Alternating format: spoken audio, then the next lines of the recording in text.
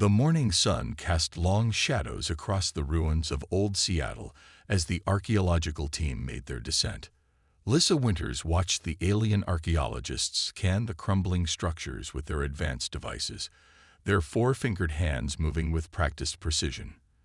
The year was 2487, and this was humanity's first joint expedition with the Galactic Archaeological Council. Lead archaeologists Zixtal clicked their mandibles in frustration, a sound Lisa had grown familiar with over the past week. The tall, insectoid alien's carapace shifted from blue to a slight purple, a sign of annoyance in their species. Another primitive settlement, Zixtal announced to the team. These ruins show the same basic construction methods we've seen across this region. Nothing suggests advanced technological capabilities. Lisa bit her lip, holding back a response. As the only human archaeologist on the team, she had learned to pick her battles carefully. She continued documenting the site with her standard-issue camera, paying special attention to the subtle details her alien colleagues often missed. The team moved deeper into the underground sections of the city. The old Seattle underground had survived better than the structures above, protected from centuries of weather and war. Lisa noticed familiar patterns in the walls, signs of retrofitting from the late 21st century that the alien scanners didn't register. "Look at these support structures," one of the junior alien researchers said. "Simple metal and concrete. Their buildings barely lasted 4 centuries. Daniel Carter, a young archaeologist fresh from the colonies, caught Lisa's eye and raised an eyebrow. He had joined the team last month, and like Lisa, he knew there was more to these ruins than the aliens assumed. As they reached the lower levels, Lisa's attention fixed on a section of wall that seemed different from the rest. The surface appeared ordinary, but years of experience told her otherwise. She ran her hand along the smooth concrete, feeling for inconsistencies. "Dr. Winters, we should move on," Zixtal called out. "This area has been thoroughly scanned. Nothing but basic infrastructure." Lisa pulled out a small device from her pocket, an old-fashioned electromagnetic scanner. The aliens watched with mild amusement as she used what they considered obsolete technology. The scanner's display flickered to life, showing readings that made Lisa smile. "Actually," she said, keeping her voice neutral, "I think we should take a closer look at this section." Zixtal's assistant, Venra, moved closer, their antennae twitching with curiosity. Unlike their superior, the younger alien showed genuine interest in human methods. "What have you found?" Venra asked, leaning in to study the wall. Lisa pointed to subtle marks in the concrete. "See these patterns? They're not random. This is a type of marker used in secure government facilities." "Impossible," Zixtal interrupted. "Our scans show no evidence of advanced security systems or power sources."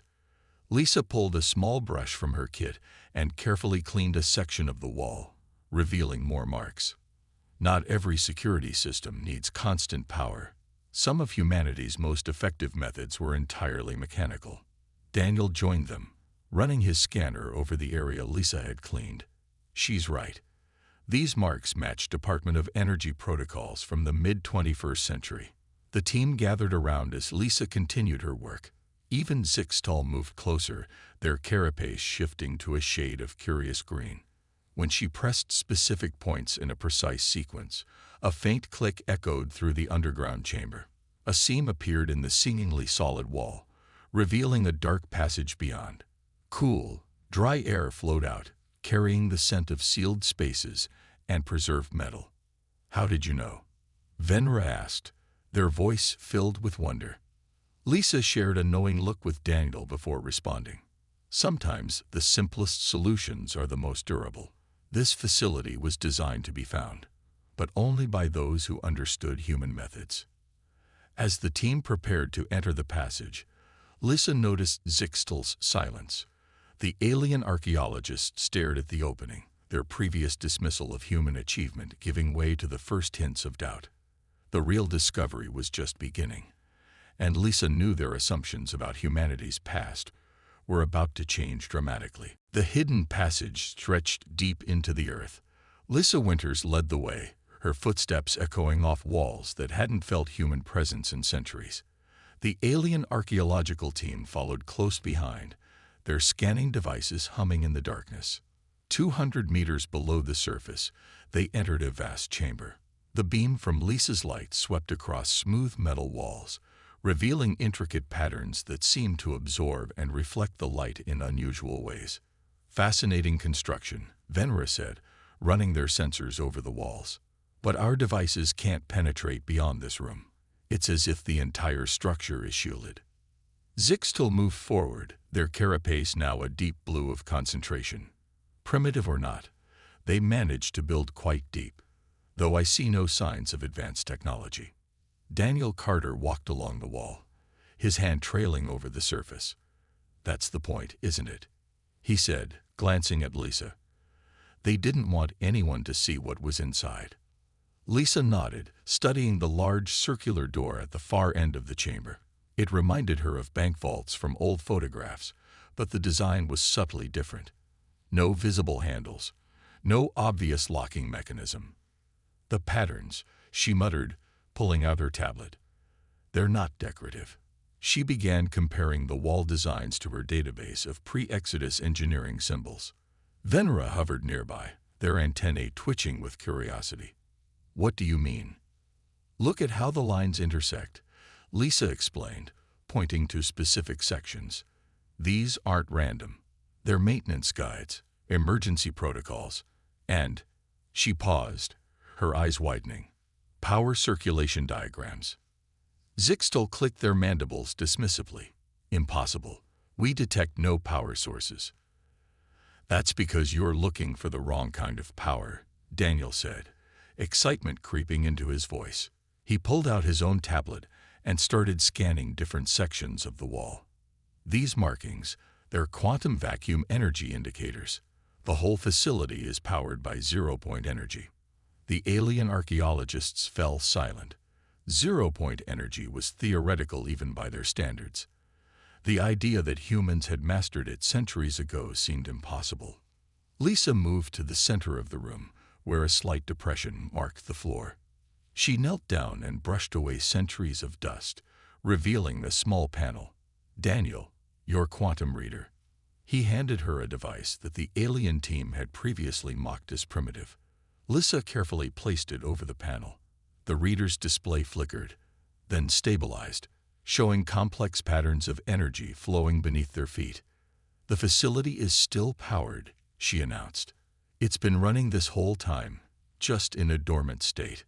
Venera's carapace shifted to bright green with excitement. But how?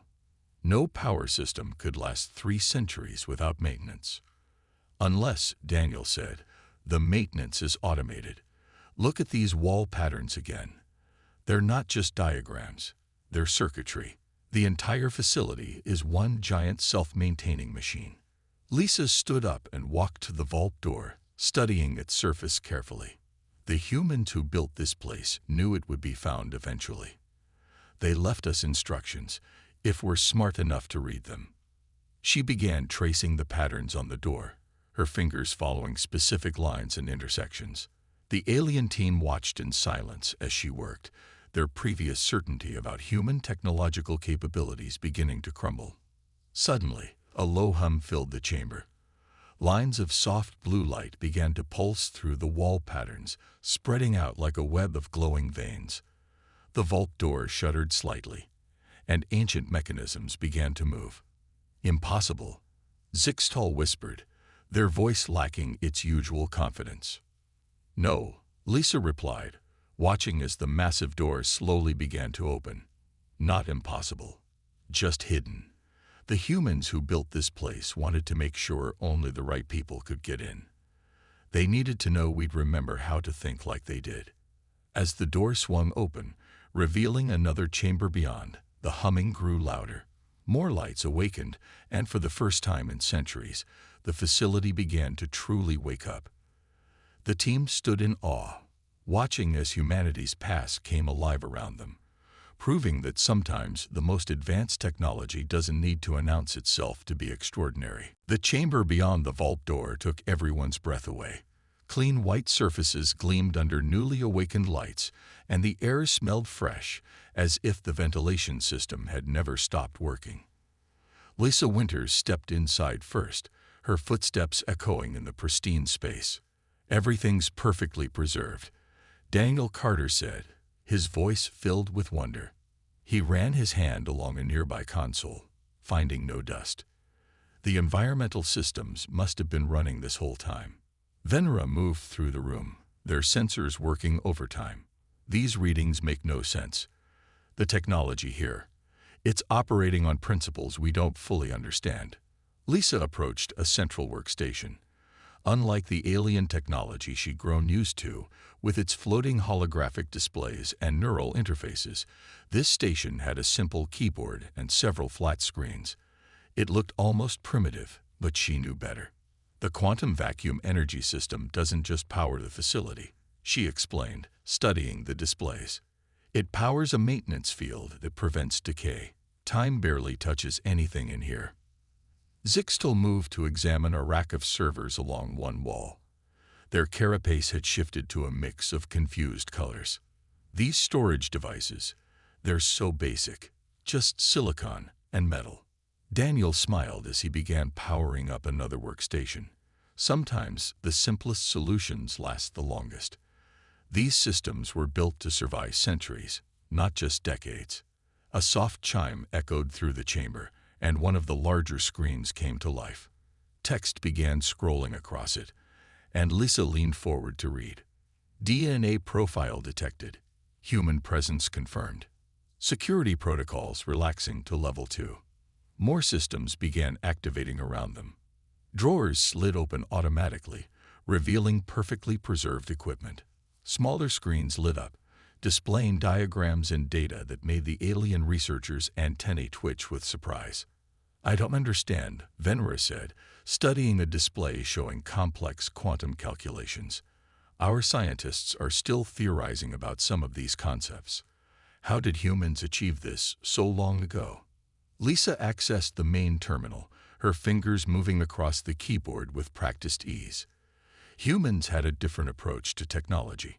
While other species focused on neural interfaces and energy projection, we looked for ways to make things last, to build things that could survive without constant maintenance. "But these computers," Zixtal interrupted, "they're so physical. No neural links, no direct mind connection. How could you work efficiently?" Daniel laughed softly. "Not everything needs to connect directly to your brain to be advanced. Sometimes a simple keyboard can be more reliable than the most sophisticated neural interface." As if to prove his point, more systems came online. A holographic display, far more advanced than anything the aliens used, sprang to life in the center of the room.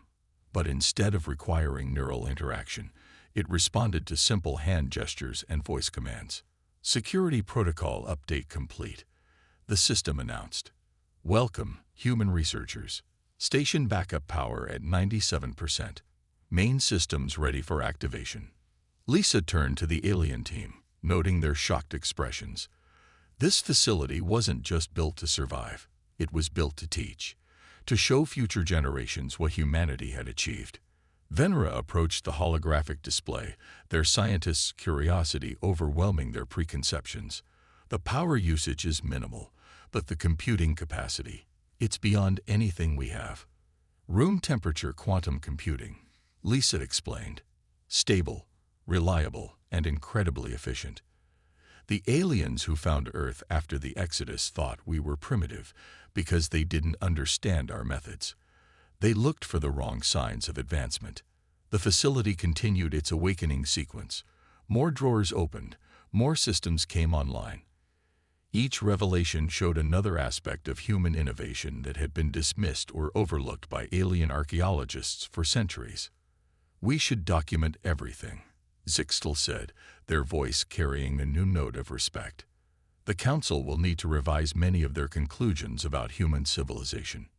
Lisa nodded, but her attention was already focused on a new display that had appeared. It showed a map of the facility, revealing dozens more chambers waiting to be explored. Each one, she suspected, contained more proof that humanity's supposed primitive technology was anything but simple. "This is just the beginning," she said, studying the map. "The real discoveries are still waiting for us deeper inside." The team moved deeper into the facility, following the map's guidance. Their next discovery left them speechless. They entered a vast room filled with servers that stretched from floor to ceiling, all humming quietly with active power. "The data center," Lisa whispered, her eyes wide. She approached the nearest terminal, her hands almost shaking with excitement. This much storage space, the knowledge contained here must be enormous. Daniel worked at another console, his fingers flying over the keyboard. "The index is still intact." "Lisa, this isn't just research data. This is everything. Quantum computing breakthroughs, energy generation theories, even consciousness transfer experiments." Venra moved between the server towers, their sensors working overtime.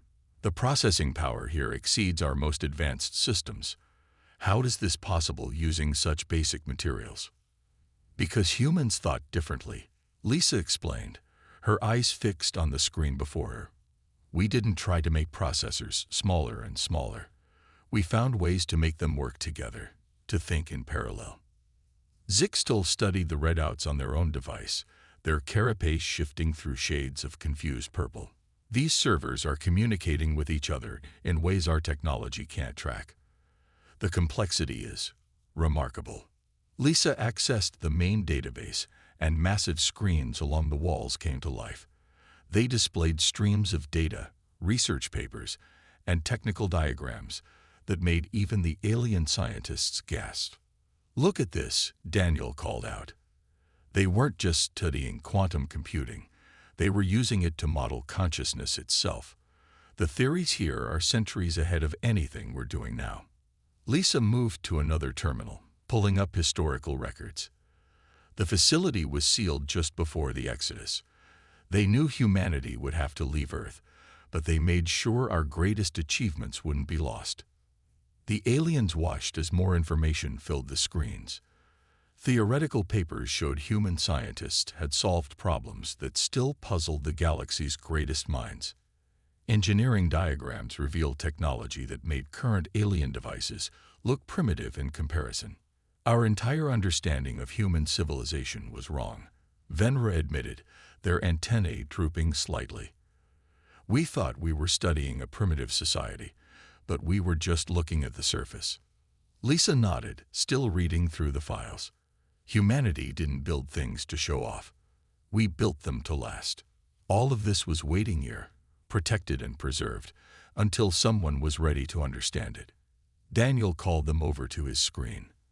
"I found something interesting.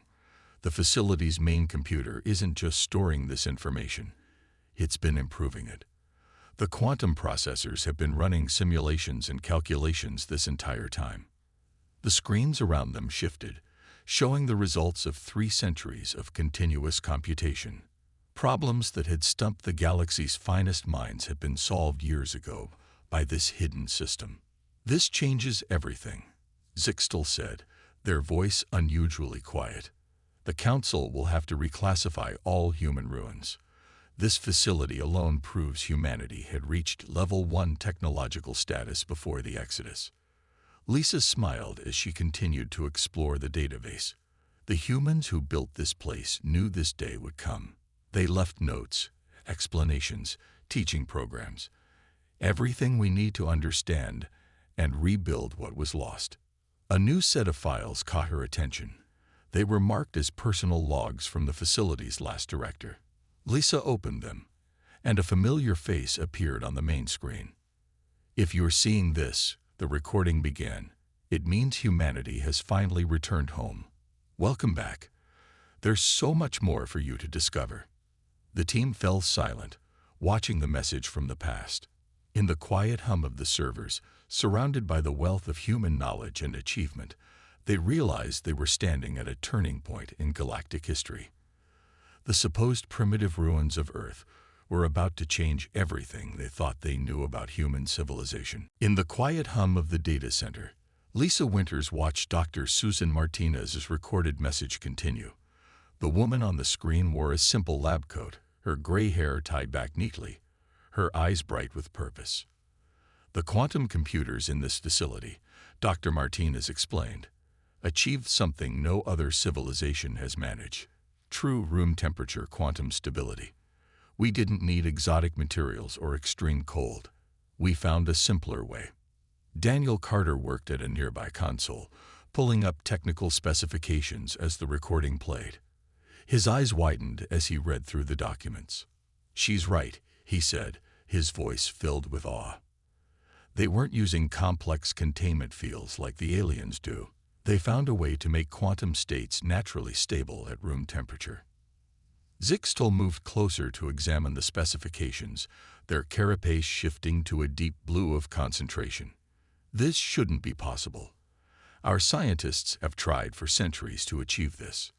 The recording continued, Dr. Martinez's voice steady and clear despite the centuries that had passed. But the quantum computers were just the beginning. We discovered something else, something that changed our understanding of consciousness itself. Lisa opened another set of files, these marked with high security clearance. Inside, she found detailed records of experiments that made her breath catch. They weren't just studying consciousness. They found a way to map it, to understand its quantum nature. Venera studied the experimental data, their antennae twitching rapidly. These readings, they show human consciousness operating on quantum principles we don't even have words for. The human mind, Dr. Martinez continued from the screen, isn't limited to classical physics.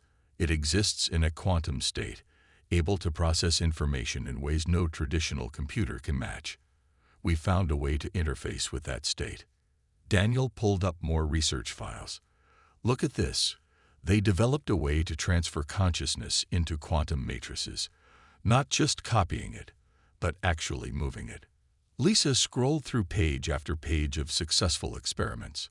The facility had achieved what the galaxy's greatest scientists still considered impossible: true consciousness transfer without loss of continuity. Zixtel stood silent for a long moment, their previous certainty about human civilization completely shattered. We must inform the Council immediately. This changes our entire understanding of consciousness and computing. There's more, Lisa said, opening another set of files. They didn't just develop the technology. They found a way to store consciousness indefinitely in quantum matrices, a way to preserve human minds until they could be restored. The recording showed Dr. Martinez walking through the facility's halls. We knew the exodus was coming. We knew humanity would have to leave Earth. But we couldn't take everything with us. Not our cities, not our infrastructure, not all our knowledge. So we found another way. Daniel's console beeped as it finished analyzing the facility's deeper systems. The quantum matrices are still active. They've been running this whole time, preserving everything that was stored in them. We left these facilities hidden but intact, Dr. Martinez continued, protected by simple technology that would survive centuries of neglect, waiting for humanity to return, to reclaim what we had to leave behind. Lisa turned to face the alien archaeologists, seeing the wonder and shock in their postures. Your people thought we abandoned primitive ruins on Earth. But we didn't abandon anything. We preserved it all, protected it with technology so simple and reliable that it looked primitive to outside eyes. The recording reached its end, but Dr. Martinez had one final message. To those who find this facility, welcome to humanity's legacy. What you thought was primitive was merely patient, waiting for the right time to reveal its true nature. In the silence that followed, the team looked around the data center with new eyes. What had seemed like simple servers now revealed themselves as containers of humanity's greatest achievements, preserved perfectly across 3 centuries of waiting. The team followed the facility's map to what it labeled as the Central Research Chamber. The massive doors slid open smoothly, revealing a space that made everything they'd seen so far look simple in comparison. The chamber was circular, its walls lined with what appeared to be liquid metal that flowed in complex patterns. In the center stood a pillar of pure light, contained within a simple glass cylinder that reached from floor to ceiling. The quantum consciousness matrix, Lisa whispered, approaching the pillar slowly. Her hand reached out but stopped short of touching the glass. This is where they stored everything. Daniel checked the readings on his tablet. The energy patterns are incredible. The quantum states are perfectly preserved, just like Dr. Martinez said they would be. Venera moved around the chamber's perimeter, their sensors working overtime to analyze the flowing walls. This technology, it's operating on principles we've never seen before. The quantum field is self-sustaining. Not just self-sustaining, Lisa said, studying a nearby console. It's active. The facility's AI has been running this whole time, maintaining the stored consciousness patterns. Zixtal stepped forward, their carapace now a deep green of amazement. You mean this facility has been thinking for 3 centuries, processing information and maintaining itself? The console under Lisa's hands came to life, responding to her presence. Text appeared on the screen. Human DNA detected. Primary consciousness matrix access granted. The pillar of light in the center of the room pulsed brighter. Patterns began to form within it, swirling and taking shape. A voice filled the chamber, not from speakers, but seeming to come from the air itself. "Welcome, children of Earth," the voice said warmly. "We've been waiting a long time for you to return." Daniel moved to another console, his fingers flying over the keys. The AI is fully conscious. It's not just a program. It's a complete quantum consciousness. More than one, Lisa corrected, reading through the facility's logs. This matrix contains dozens of preserved human minds, all working together. Scientists, engineers, artists. They chose to remain behind during the Exodus, to protect humanity's knowledge. The light pillar shifted again, and an image formed within it. Not a hologram, but something more substantial. It showed Earth as it had been before the Exodus, great cities reaching to the sky. "We knew humanity would return one day," the voice continued. "We knew you would need what we preserved here. Not just our technology, but our understanding of consciousness itself." Venera watched in fascination as the image changed, showing the development of human quantum computing. "Your people achieved all this without neural interfaces or biomechanical enhancement. How?" "Because we looked for simpler solutions," Lisa answered, understanding flowing through her. "We didn't try to force technology to match our expectations. We learned to work with the natural properties of consciousness and quantum states." The light pillar pulsed again, and new images appeared. Diagrams of technologies far beyond anything currently used in the galaxy. The walls of liquid metal flowed faster, responding to the matrix's activity. "Your DNA signature is authorized for full access," the facility's consciousness said to Lisa. "Are you ready to receive what we've preserved?" Lisa stood straighter, feeling the weight of the moment. "Ready." The light from the central pillar grew brighter, and streams of data began flowing through the liquid metal walls. The facility was waking up fully, preparing to share 3 centuries of accumulated knowledge and development.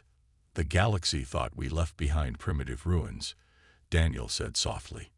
"Instead, we left behind our greatest achievements, protected by technology so reliable it looked simple."